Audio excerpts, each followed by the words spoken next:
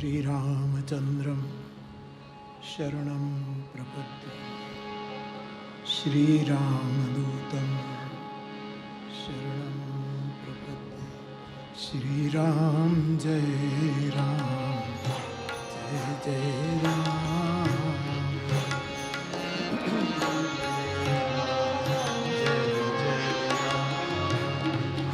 श्रीराम जय राम जय जय राम। श्रीराम जय राम जय जय राम।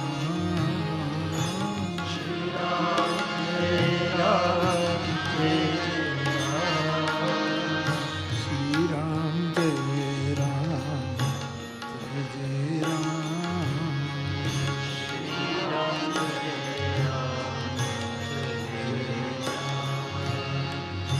मंगल भवन अमंगल हानि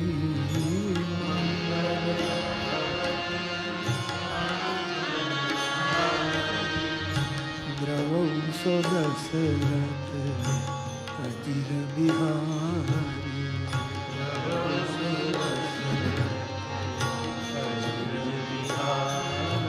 श्री राम जय राम जय जय राम।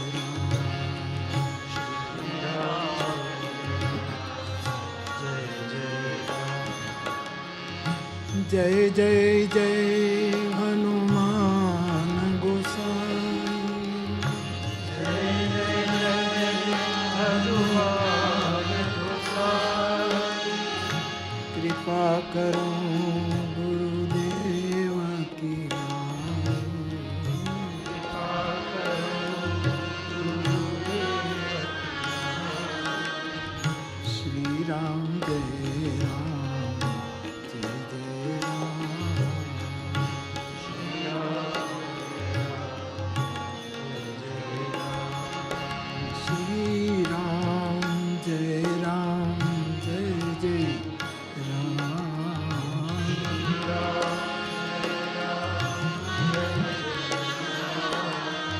श्री राम जय राम जय जय राम।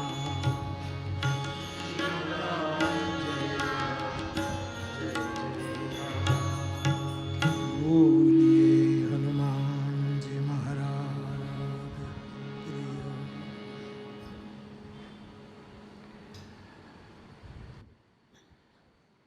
बाप सबसे पहले श्री हनुमान जी के चरणों में प्रणाम करते हुए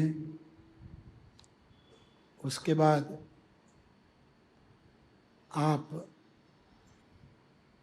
जिन विशेष महानुभावों की अपनी अपनी विद्या क्षेत्र में जो आपका योगदान है, हमें आपकी वंदना करने का अवसर मिला।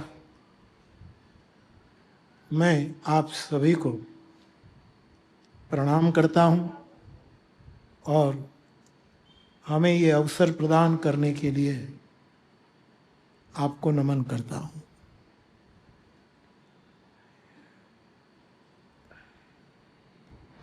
श्री हनुमान जी महाराज हमारी राम कथा में क्या नहीं है। राम कथा के गायक के नाते मैं कुछ पहलू प्रस्तुत कर सकता हूँ। श्री हनुमान जी सबसे पहले सेवक है।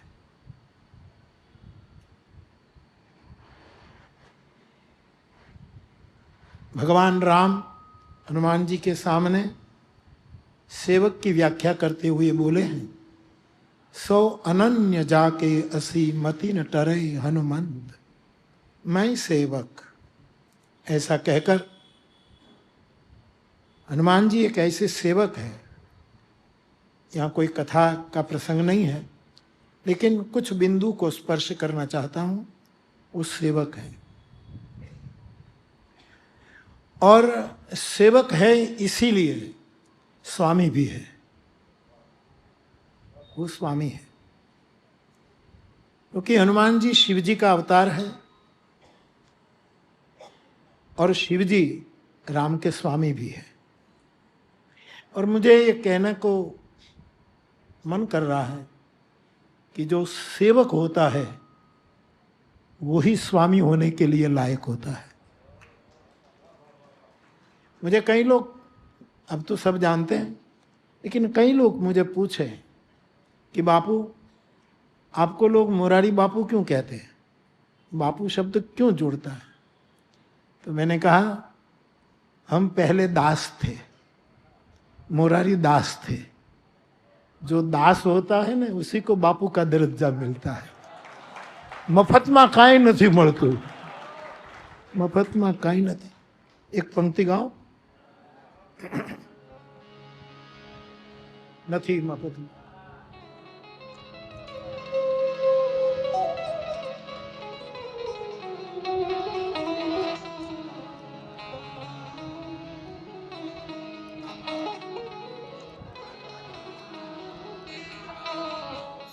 નથી મફતમાં મળતા એના બહુમૂલ ચૂકવવા પડતા સાધુને સંતપણા રે મનવા ઈ નથી મફતમાં।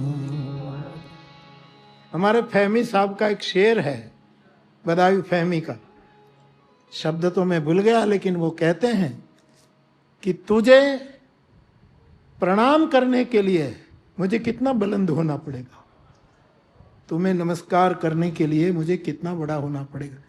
तो जो सेवक है वो स्वामी है। तो हनुमान जी स्वामी भी है।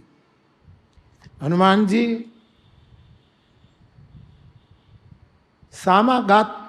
सामगाताग्रणी विनय पत्रिका में, इस साम वेद के गायक है, सामगाताग्रणी, ये बहुत बड़े गायक है। मैं कुछ 4-5 भाई बहन बैठे थे, मैं कह रहा था कि अर्जुन को भगवान श्री कृष्ण ने गीता समझाना शुरू किया। अर्जुन बैठे हैं,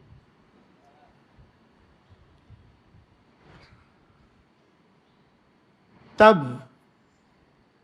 गीता तो पद्य में है, गद्य में नहीं। और वो भगवान पहले अध्याय से शुरू करते हैं, तब एक श्रोता जो ऊपर बैठा है, हनुमान जी, उसने रोका कि गोविंद प्रवचन नहीं करो, एक एक श्लोक गाओ, गाओ आप। क्योंकि शंकराचार्य भगवान भी कहते गेयम गीता, गीता को गाओ। नाम सहस्त्रम, विष्णु सहस्त्र नाम को गाओ, केवल पाठ न करो। तो भगवान कृष्ण को विनय किया कि माधव आप गाकर सुनाओ। अर्जुन कितना सुनेगा, क्या करेगा, मुझे खबर नहीं, लेकिन मैं सुनने को तत्पर हूं, इसलिए आप गाओ। और मुझे लगता है कि उसका गद्य पद्य बन गया। कई लोगों की वाणी ऐसी होती है कि वो प्रवचन करेंगे तो लगेगा कि वो पदावली पेश कर रहे। तो महाभारत का युद्ध शर से नहीं जीता गया, सूर से जीता गया। इसलिए तुलसी जी आपको सामगाताग्रणी कहते हैं रामचरितमानस कि आप तो ये सामवेद के गायक हैं, सामगान के आचार्य हैं, हरीश भाई कह रहे थे। तो सेवक है, स्वामी है, सामगायन में निपुण है, सद्गुणी है, अच्छे वक्ता भी है। बहुत से संदर्भ हम ले सकते हैं।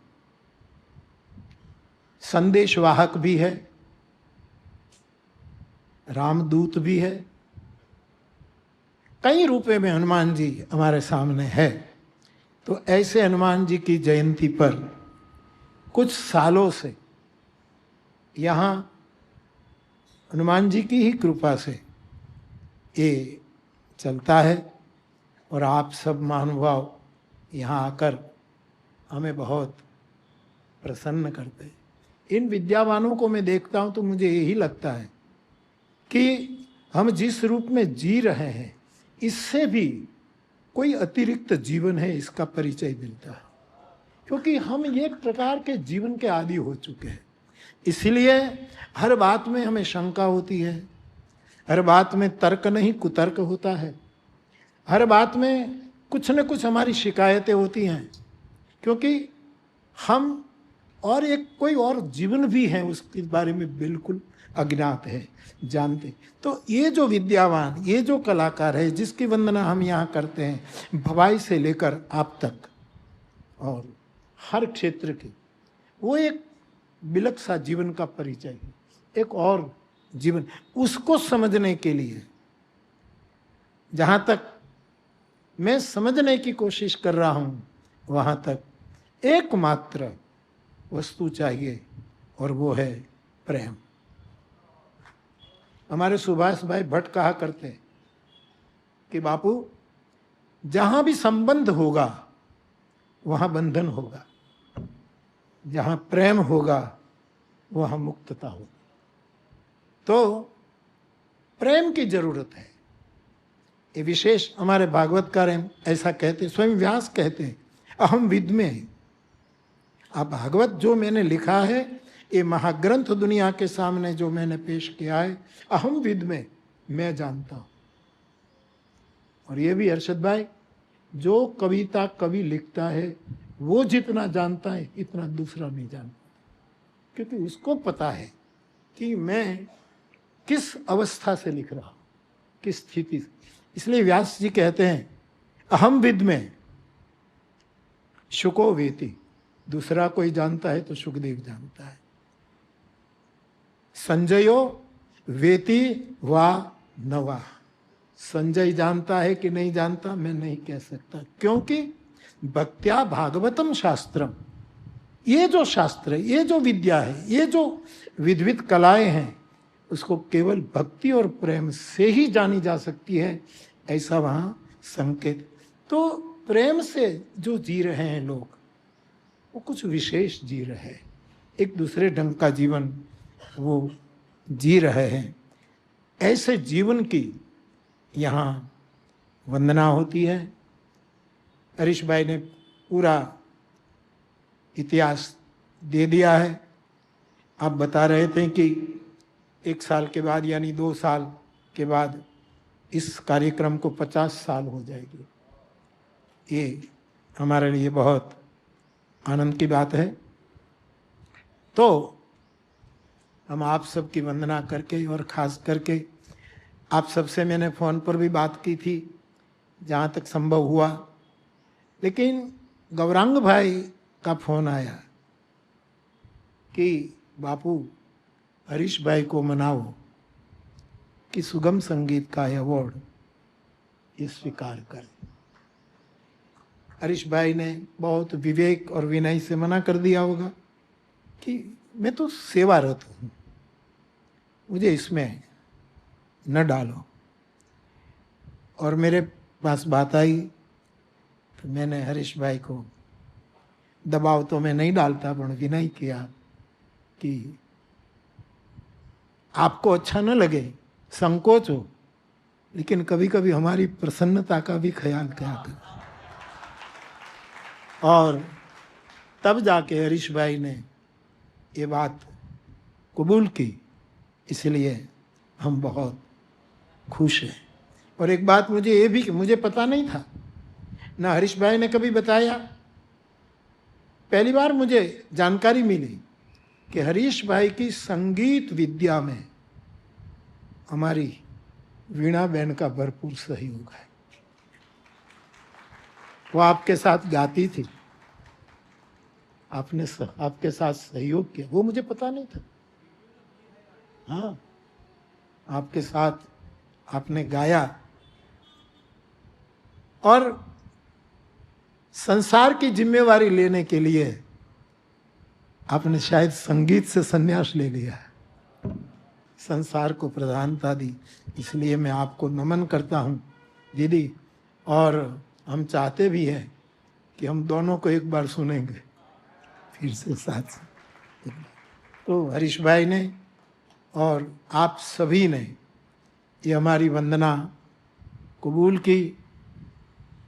बाकी तो धीरे धीरे धीरे धीरे मैं नितिन भाई को, कोई भाषा की प्रॉब्लम होता है मुझे, व्याकरण का, ह्रस्व दीर्घ का, अनुस्वार का, कहीं, क्योंकि मैं तो पढ़ा लिखा नहीं हूँ, तो मैं पूछता हूँ कि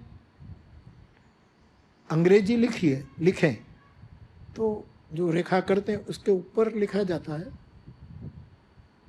रेखा करके ऊपर लिखा जाता है, और गुजराती में रेखा के नीचे से એવું છે ને ભાઈ साहित्य परिषद।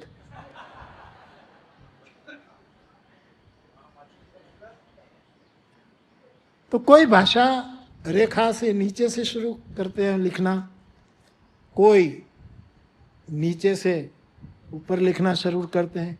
आप कश्मीर से आए हैं, आप इधर से शुरू करते हैं, कोई भाषा इधर से शुरू होती है। लेकिन प्रेम की जो भाषा है, रूमी ने भी कहा, वो मौन है, वो दोनों पंक्ति के बीच में ही लिखी जाती है। न उसका ऊपर का आधार लिया जाता है, न नीचे का, केवल बीच में, जिसको आप पढ़े लिखे लोग बिटवीन द लाइंस कहते हैं, कि बीच में लिखी जाती है। तो आखिर तो मैंने इतने सालों से देखा कि यहाँ जो सिलेक्ट करते हैं विद्वान लोग, नाम देते हैं हमें, हरीश भाई को, फिर मुझे जानकारी मिलती है। मैंने करीब करीब देखा कि विद्या आपको पची भी है और आप में पकी भी है। विद्या का पकना और पचना एक कलाकार के लिए बहुत जरूरी है। मैंने बहुधा ये पाया कि आप में विद्या आपने पचाई भी। कितनी विनम्रता में देख रहा हूं, कितनी सरलता और सहजता देख रहा हूं। तो विद्या आपने पचाई है क्योंकि आप में ये पक चुकी है। बाकी तो आखिर तो शब्द भी बहुत परेशान करता है, बहुत परेशान। कोई सद्भाव व्यक्त करे कि कोई दुर्भाव व्यक्त करे, आश्रय तो शब्द का ही लेना पड़ता है और इसको हर प्रकार से स्वीकार करना पड़ता है। तो मौन जो है एक सबसे बड़ी भाषा। अमीर खुसरो